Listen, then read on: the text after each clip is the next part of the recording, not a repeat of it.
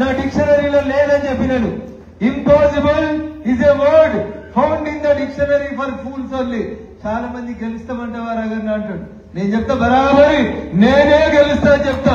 ఇందాక పరిణత చెప్పినట్టు చాలా మంది అనుకుంటారు దీనికి అహంకారం ఎక్కువ, గర్వం ఎక్కువ, ఏడగెళ్తుంది మెదకు, ఆడోడు 6 అడుగులోడు ఉన్నాడు, ఈడోడు 3 అడుగులోడు ఉన్నాడు అని ముచ్చట చెప్తాడు. 6 లేదు 3 లేదు.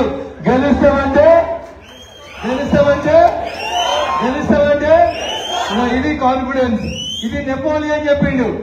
అమెరికాకు అధ్యక్షుడిగా పోటీ చేసిన అబ్రహం లింకన్ నిరూపించిండు.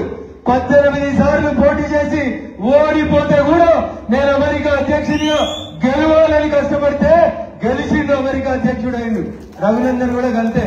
చిన్న పల్లెటూరు గొప్పపురంకి వచ్చిన 500 నోట్లు ఉన్న కాడికి వెళ్ళి యాడికి పంపిణీ మీరందరూ ఏడికి అరే నాడు భారత రాజ్యాంగాన్ని రాసిన బిఆర్ అంబేద్కర్ కూర్చున్న సెంట్రల్ హాల్లో మనం కూర్చుంటే వాడి శివాయి ఒక దర్శనం. ఎందరో మంది యోధులు మేధావులు ఈ దేశాన్ని పాలించినటువంటి ఉద్దండులు కూర్చున్నటువంటి పార్లమెంట్ సెంట్రల్లో మొట్టమొదటి భారతీయ జనతా పార్టీ ఎన్డీఏ ఎంపీల సమావేశమై నరేంద్ర మోడీ గారికి అందరూ ఒకప్పుడు డ్రీమ్, ఒక్కొక్కరు యోధులు కనబడుతున్నారు. ఓ పక్కన నరేంద్రుడు, ఇంకో పక్కన రవిశంకర్ గారు ఇట్లా చెప్తా ఉంటే అక్కడ ఉన్నటువంటి పార్లమెంట్ లో మనం టీవీలో కట్టుకపోయి చూసినటువంటి గొప్ప నాయకుల పక్కన నాకు కూర్చోవడానికి కుర్చీ కల్పించినటువంటి మా మెదక్ నియోజకవర్గ ఓటర్ మహాశైలకి జీవితంలో ఉంటానని చెప్తా ఉన్నారు. మీకు కూడా ఒకటే నా విజ్ఞప్తి, రగన్న గెలిచిండు అయిపోయింది. ఇక రగన్న మమ్మల్ని సర్పంచ్ గెలిపిస్తాడా? బరాబరి గెలిపిస్తాడు. మీ అడుగుగా ఉంటాడు, మీ కష్టంలో బరాబరి రగన్న ఉంటాడు. మీరు దావత్ ఇచ్చిన రోజు మీ ఎంపీ సాబ్ రాకపోవచ్చు, కానీ రగన్న కష్టం వచ్చిందంటే బరాబరి అందరికంటే ముందుంటుంది మీ ఎంపీ రఘునందన్ తప్ప ఇంకొకటి కాదు. అందుకని మీరు కూడా రగన్న సీనన్న 100 కిలోలు ఉన్నాడు, ఈయన మీద నేను కౌన్సిలర్కి వెళ్తానా సర్పంచ్కి వెళ్తానా అని డౌట్ పడద్దు. శత్రువు ఎవడనేది అవసరం లేదు, నీ కాన్ఫిడెన్స్ ఎంత అనేది ముఖ్యం. వెంకటరామరెడ్డి 1,00,000 కోట్లకు అధిపతి. ఎన్ని కోట్లకి? 1,00,000 కోట్లకు అధిపతి. 100 కోట్లకు ఎకరం చొప్పున 10 ఎకరాలు కొన్నాడు. అంటే 1000 కోట్లు వైట్ మనీ పెట్టి భూమి కొన్నాడు. వాడికి 200 కోట్ల లెక్క అయితాయా? వాళ్ళ సార్కి ఏమన్నా లెక్క అయితాయా? మరి మన ముందు లెక్క పెట్టినవా? గట్టి పోస లెక్క తీసి 200 కోట్లని ఆ 7 పాయల దుర్గమ్మ కాళ్ళ కాడ పెట్టి నిలబడ్డవా లేదా? మెదక్ నిలబడ్డదా లేదా? గెలుస్తామని ఇదే ఫంక్షనాలో చెప్పిన నేను. గెలిచినవా లేదా? ఎవరి కృషి? ముంగటున్న కృషి. ముందున్న దానికంటే ఎక్కువ ముంగటున్న కృషితో గెలిచినాం. ఎందుకంటే ప్రతి బూతులో ఎదురుకున్నాడు 1000 వంచితే, మందు వంచితే, వాడు బెదిరిస్తే ఏ రోజు కూడా తలవంచలే. అవసరం ఉంటే నాకు ఫోన్ చేసిరు, రగన్న ఏం చేయమంటావు అని అడిగితే నేను ఇచ్చిన చిన్న సలహాలతోటి ఎవరినైనా ఎదుర్కోవచ్చని నిరూపించడమా లేదా? ఇది సెల్ఫ్ కాన్ఫిడెన్స్, ఇది ఆత్మవిశ్వాసం. స్వామి వివేకానంద చెప్తాడు, ఇనుప గంటలు ఉక్కు నరవలు కలిగిన వాళ్ళు నాకు 1000 మంది అవసరం లేదు. ఎంతమంది చాలు?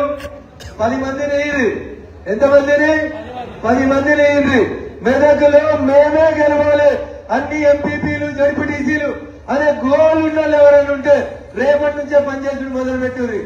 రగన్న నోటిఫికేషన్ రాలే కదా, నాకు టికెట్ ఇస్తే 10 కోట్లు పెడతా అంటాడు ఒక ఆయన. టికెట్ ఇచ్చినాక 10 రూపాయలు కూడా తీయడు ఆయన. అందుకని పైసలతో ఎన్నికలు గెలుస్తామనే మూర్ఖపు భావన ఎవరికన్నా ఉంటే దయచేసి దాన్ని మర్చిపోదు. భారత ప్రజాస్వామ్యం డాక్టర్ బిఆర్ అంబేద్కర్ గారు చెప్పారు, 1,00,000 కోట్లున్న వెంకటరామరెడ్డి ఓటుకి ఎంత విలువ ఉంటుందో పొద్దుకి మాపడికి పువ్వలేని మా కార్యకర్తల ఓటు కూడా అంతే బలం ఉంది, అంతే. కొద్దిసేపటి క్రితం ఈడీఓలు వచ్చినట్ట పాపం. యాడికి? నీకు ఇక్కడ వెంకటరామరెడ్డి దగ్గర రాలేదు, అది చిన్నది అది పక్షి. మాజీ ముఖ్యమంత్రి చంద్రశేఖరరావు గారి మీద ఈడీ ఇప్పుడే కొద్దిసేపటి క్రితం కేసు నమోదు చేసింది. ఏం చెప్తారు పెద్దవంతులు? ఏం చెప్తారు? మరి చెడగొట్టకురా, ఎవరికి అన్యాయం చేయకురా, అన్యాయం చేస్తే పాపం కలిగి పోతామని చెప్తారా చెప్పరా? వెంకటరామరెడ్డి ఆయన మెదకోడా?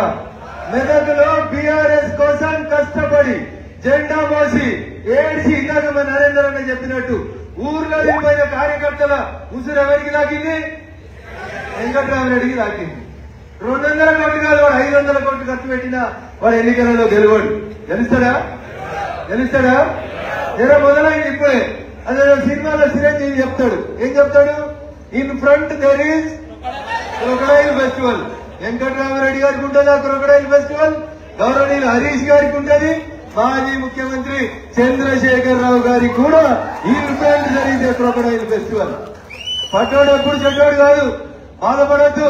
మాట పట్టం, గాయపట్టం, దెబ్బ తిన్నాక పులి కొంచెం గట్టిగా వస్తుంది. దుబ్బాకల దెబ్బ కొట్టి కానీ షాన్ ఎగిరిండి 6 అడుగులు ఉన్నాడు అన్నాడా?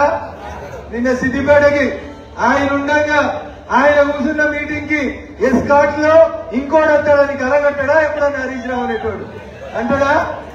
నిరూపించినవా? చేసినవా? ఇగో ఇది సంకల్ప బలం. నేను గెలుస్తారా? బరాబరి గెలుస్తా. ఇందాకేమన్నా చెప్పారు, అక్కడ పెద్ద పెద్ద వాళ్ళు ఉన్నారన్నా, ఎమ్మెల్సీలు ఉన్నారు, ఎంపీలు ఉన్నారు, వీళ్ళున్నారు, వాళ్ళు ఉన్నారని. ఎవరున్నా ఏం కాదు, నీ ధైర్యం నేను గెలిపిస్తుంది. గెలిపిస్తుందా? గెలిపేదా? అరే దానికి సజీవ తార్కాణం మీ ముంగటున్నటువంటి రఘునందన్ రావు. అంతేనా? మనం ఏమైనా 100 కోట్లు వచ్చినామా? ఓటుకు 1000 వచ్చినామా? బియ్యం ఇచ్చినామా? బిర్యానీలు ఇచ్చినామా? ఇప్పుడు 3 దాకా కదలకుండా కూర్చొని భూమధ్య రాగినగా పెడతామంటే కదులుతురా? ఎవరన్నా కదులుతురా? అదే టీఆర్ఎస్ వాళ్ళకి ఇప్పటికీ అండలు కూడా ఎక్కకపోతుంది లేదా? ఇక ఇది భారతీయ జనతా పార్టీ కార్యకర్తలు నాయకుల యొక్క లక్ష్యం, లక్షణం. ఒక లక్ష్యాన్ని నిర్దేశించుకోవాలి. నేను సర్పంచ్ కావాలి, నేను ఎంపీపీ కావాలి, నేను ఎమ్మెల్యే కావాలి. ఈ కష్టంలో ఏడు దాకైనా పోవాలి. మనం ఏడు దాకైనా పోవాలి. శ్రీశ్రీ ఒక మాట చెప్తాడు, చాలా సభలలో చెప్తా నేను. పోతే పోని, నేను ఈ యుద్ధంలోకి దిగినాక చాలా మంది పోయిరు. పోతే పోని, దాంట్లో సతీ ఉందా, సుతుడు ఉన్నాడా, ఇంకెవరు ఉన్నాడో పట్టించుకోకు. యుద్ధం మొదలు పెట్టిన తర్వాత యుద్ధం గెలిచేదాకా మళ్ళీ వెనకాల తిరిగి చూడొద్దు. పోయిన దాంట్లో ఎవరు పోయిందని దాని గురించి పట్టించుకోవద్దు. పోతే పోని సుతుల్ సతుల్, వస్తే రాని కష్టాలు నష్టాలు. కానీ లక్ష్యం ఏంటి? మెదక్ పార్లమెంట్ గెలవాలి, నరేంద్ర మోడీ గారికి గిఫ్ట్ ఇవ్వాలనుకున్నాం. ఇచ్చినవా లేదా? ఒకరోజు పొద్దున్నే సోదరి కరీం పరిమిత ఫోన్ చేసి, అన్న యాడున్న ఓనది గజోల్ ఏరియాలో తిరుగుతున్న తల్లి అన్న, అర్జెంట్ గా నేను కలవాలి, నేను వస్తా అన్నది. ఇంత దూరం ఎందుకు, నేను అటు వచ్చినప్పుడు చూద్దా అంతే అన్నాడు. కాదని అర్జెంట్ గా నీతో 2 మాటలు మాట్లాడాలని వచ్చింది అన్న. నాకు భయం అవుతుంది, ఎదురు ముందు బాగా డబ్బులు ఖర్చులు పెడతా ఉన్నారు.